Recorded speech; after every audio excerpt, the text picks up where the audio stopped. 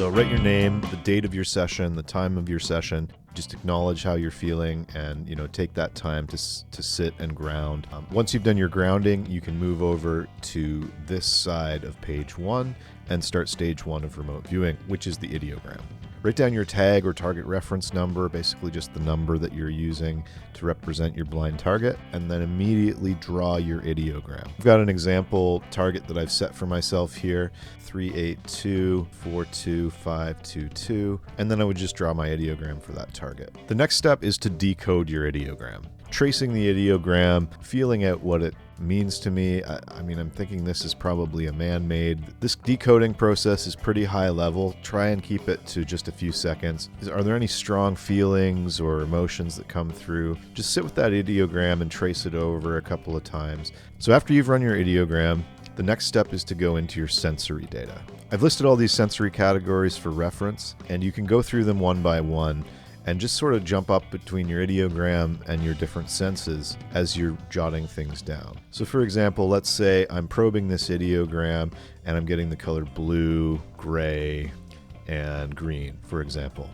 And maybe next I go to my sounds and I hear something mechanical, or maybe some splashing of water. I feel the texture of this, and what does it feel like? It feels like it's maybe smooth, but jagged at the same time, grainy feel, and maybe wet. Next you go into your smells and tastes. So let's see, what do I smell at the target? It smells kind of metallic, dusty, energy at the site, feeling of maybe swirling, rotational kind of movement. The temperature feels kind of warm. I've also been getting this image in my head of like boat, house, island, tree. Dimensions are a pretty important part of this process, so that's why we do it at the end of the sensory section.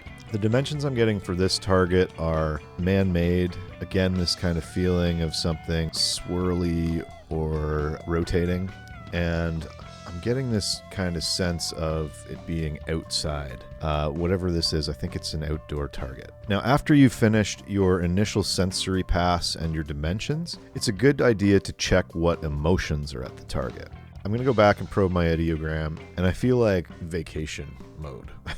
So relaxed, island vibes, I guess you could say. It feels fun. And natural. And do I feel any emotions at the site? I'm getting like a bit of a feeling of excitement here as well.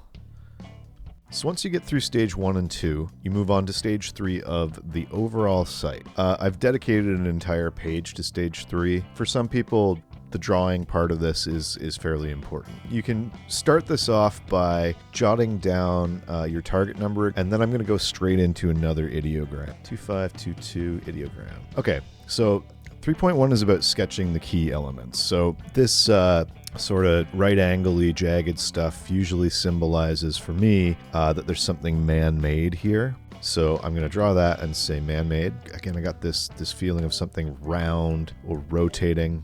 Element 2, we're going to say is something round. And then this little symbol here, when I have this kind of abrupt sort of flag type looking thing, this is a symbol that sort of represents a perspective of me. Imagine this little shape is like a person, and I'm sort of looking, out at whatever this target is. So this is more of a visual information, and this is more of the high level gestalt information.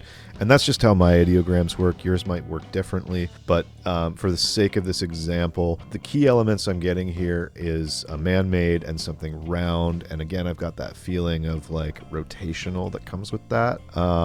And then I guess there's kind of a flat section here too. So we'll say that there's something flat. And so that's my 3.1. We'll call those my 3 sort of key elements. So 3.2 is where you kind of add anything else that was a strong impression. Man-made, rotating, outside, warm. Yeah, this rotational swirling movement is big, so I think I'm going to focus on that. This metallic and dusty, smooth, but the jagged was kind of coming from the the man-made, so I don't know about that one so much. Grainy texture still feels like it's there, like a brick, water. I don't know about that so much, but certainly this mechanical feeling, the gray color is coming through a little stronger now. If I look at this visual. The visual I got was like a vacation-y kind of thing, like it felt like something fun, and it looks like there's kind of two of the same thing here. These can sometimes be ideograms for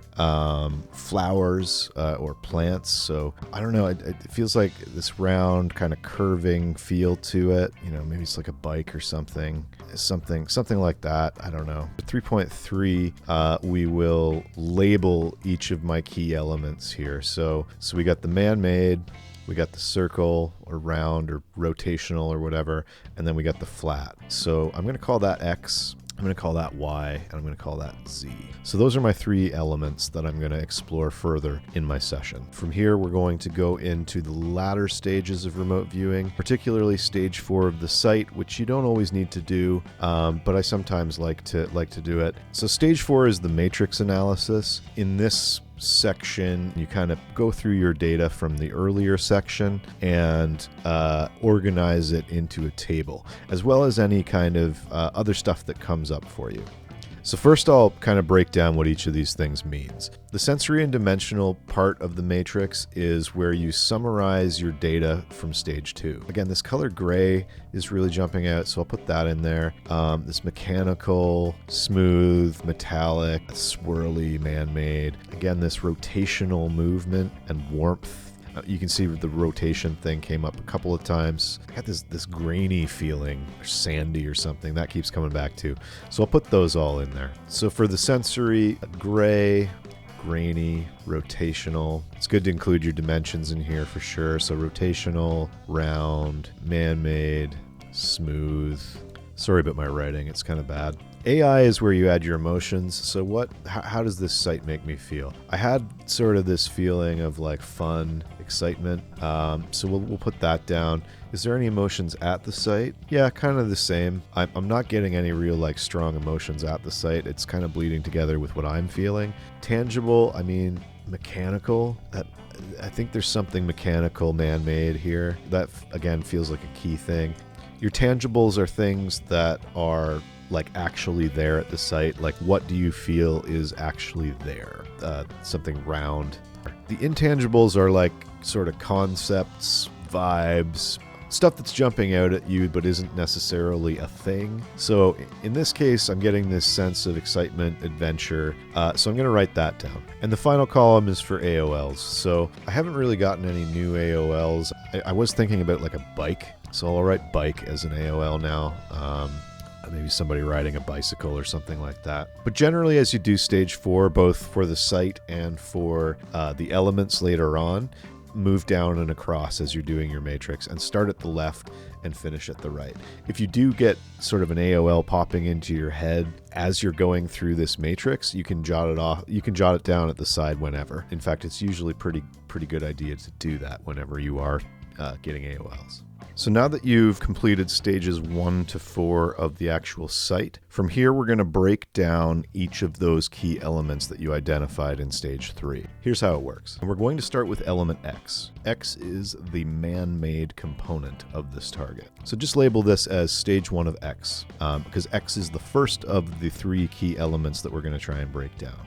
This is also where we start to use the move commands in remote viewing. Move commands are just cues for your subconscious to perceive certain aspects of the target. I tend to put them in square brackets. Move to X so it is perceivable. Again, sorry about my writing. And after you do your move command, do your ideogram. So again, this man-made, I'm getting this kind of curving and roundness to it. Here's my little split in my ideogram where it shows me the visual, and I'm getting, yeah, again, kind of this curving, two of something, flat element. I think that's outside of it, but the man-made aspect, I think, is kind of the key, and it might sort of contain these other aspects. So I'm getting an AOL of like a duck. You know, this looks kind of like a duck bill or something. Is it a duck? I don't think it's an actual duck. Now that I've done my ideogram for X, I can do my sensory data for X. So again, this color gray is really pervading the whole thing. I'm also getting like black and white now too. A little bit of blue still. I don't know.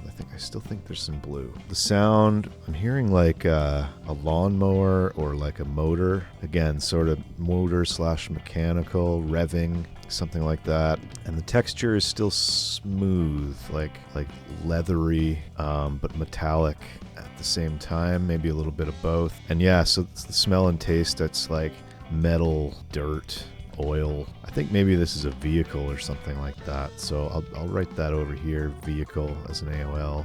Maybe like a car, motorcycle, something. Energy, yeah. So what energy am I feeling from element X? Again, like this sort of motorized, mechanical kind of energy, movement. And then, yeah, dimensions, I have this curving, like molded type feeling. Sleek, feels sleek, whatever it is. I think that's pretty good for stage 2 of X. So now we'll move on to stage 3 of X. So I'm getting this kind of curving feeling to this element, something like that. And again, yeah, just like these, there's round, there's curves, there's something here that's black. Yeah, I mean, I know I sort of set my element Y as whatever this round thing is, but I'm kind of starting to get a feeling that it's all sort of one thing. But generally, when you're doing a complex target, it's best to really take this piece by piece and get deep into each element. And now we're on to page 5, where we're doing stage 4 of X. So again, I'm going to kind of summarize what my sensories were. Gray, mechanical, curving. Again, this aesthetic and emotional impression of like fun, excitement, tangible. I'm thinking there's a vehicle here now. I think it's a vehicle. I think I said bike before, so it does feel motorized. So like vehicle / motorcycle, we'll say. AOL bike. And then intangibles, I mean, there's not really any intangibles here. A man-made object with round components to it. So like wheels, round / wheels. So that's pretty good. You don't have to always fill out the whole page. Just kind of grab the stuff that feels important. It's important to move fast through this stuff too. And so 4.2 is meant to be sort of a free form or a summary of your element. So I feel like X is some kind of sleek, curving, motorized thing that's probably gray. So that's the end of page 6. We're now going to look at a different element Y. Move to Y so it is clear, close bracket, 2522, and that's my ideogram, and it's very, very round, which makes sense. Analytical overlay, like I'm getting like a wheel. Yeah, I'm getting a very clear image of a wheel with spokes coming out of it, something like that. So stage 2 of Y, what am I sensing? I'm getting the color black, kind of gray, silver, gray, white, something like that. Sound, texture is I'm getting rubber now. Rubbery. Again, I gotta maybe jot this down and drop the pen, but I'm getting a tire as an AOL. Sorry, that's another thing I should have said sooner. If you do get an AOL and it's kind of sticking in your brain, it helps to just drop your pen and take a breath. AOLs aren't necessarily wrong, but you can get stuck on them and it can get you off track. But in this case, I'm really feeling like this is some kind of vehicle. Doesn't seem unreasonable that it would be a tire. I also got all that stuff up front about rotational movement. And since Y was my round element, I'm getting a pretty strong feeling for what this is at this point. It sounds like tires on dirt or pavement. Yeah, rotational energy. Dimensions, yep, still round. Element Y, what's my sketch? A tire of some kind. This kind of tire stuff on the outside of it, and maybe it's like got a hubcap or something like that. So we'll write hubcap in the AOL column as well. Moving on to the matrix for Y, dimensions are round, rubbery, black. How does it make me feel? Kind of like, I don't know, I'm getting like the taste of rubber or the smell of burnt rubber now, which I don't really like, so kind of burnt rubber, gross. Tangibles, yeah, rubber, tire or something. Summary of Y. Y is a round element, maybe a tire on a vehicle, more than one. Yeah, probably more than one of these, i.e. 2. And that's the end of page 9. Okay, so we're at our final element of this target, element Z. Again, with my move command. Okay, so it looks like I almost drew my tires, and then this flat thing. So element Z is the flat thing. What color is this? This feels gray too. Everything's gray in this site. Grainy texture. Sound is like dirt. Yeah, like dirty, grainy, gray, flat. Yeah, like a dusty trail kind of smell or feel to it. Is it hard and flat? Yeah, dimensions are just flat ground. I don't know, grainy pavement or brick. Yeah, nothing too exciting here.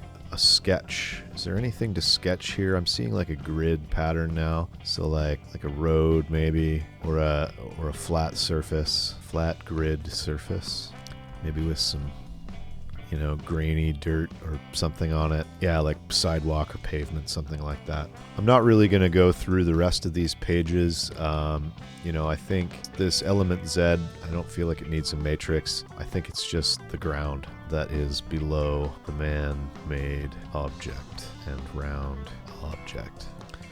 Now the final page of this template is where you summarize all the different pieces of your session into one cohesive page. This is where you go back through your data and assemble all the key information and try to draw what it is your target represents.